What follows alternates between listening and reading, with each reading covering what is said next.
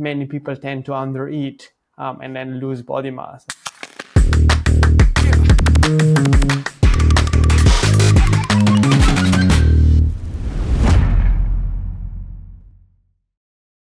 I think like one of the biggest things when people decide to change the diet, like be it a ketogenic diet or a vegan diet, you basically like when you go to the grocery store to buy food, you basically can't buy half of the food suddenly that you used to buy.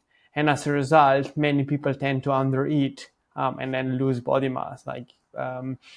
Yeah, Ben had this same issue, and I had the same issue when I went to the ketogenic diet. Like you basically lose weight because I can't really eat that much like these foods that I'm used to. So kind of making sure that you still get the same amount of calories that you require, I think is really, really important.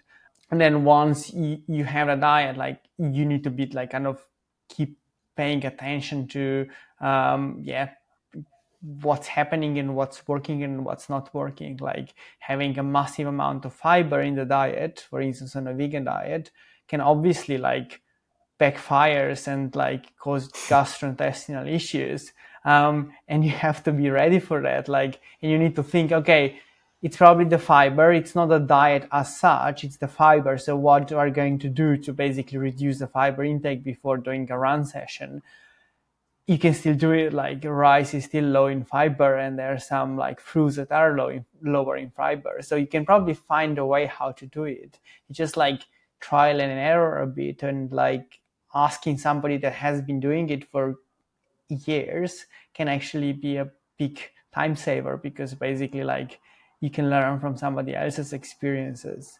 And yeah, like think about like what can go wrong, like about like it's probably like too late to get a infusion of iron. It's better to get like before you start a diet and think about what the problems can be, and like, oh yeah, vitamin B12 is you're probably not getting enough. So when you make a move, you start supplementing it straight away. Things like that, just to think about. Yeah. And I think then you're just like fine.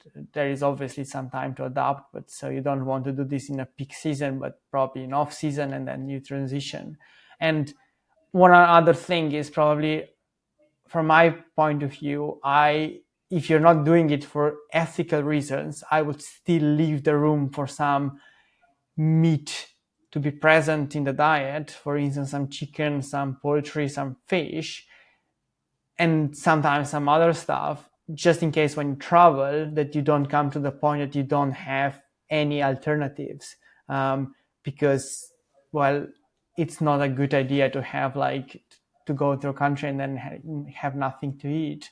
I know, like, for instance, like when I go to a different country, like even when I travel home to Slovenia, I have a bit of a problem myself because I don't find what I'm used to be eating in the UK. And I'm eating everything, and even then I struggle. But I can imagine it's even worse or even more difficult for a vegan person to like go there and like find what they're used to.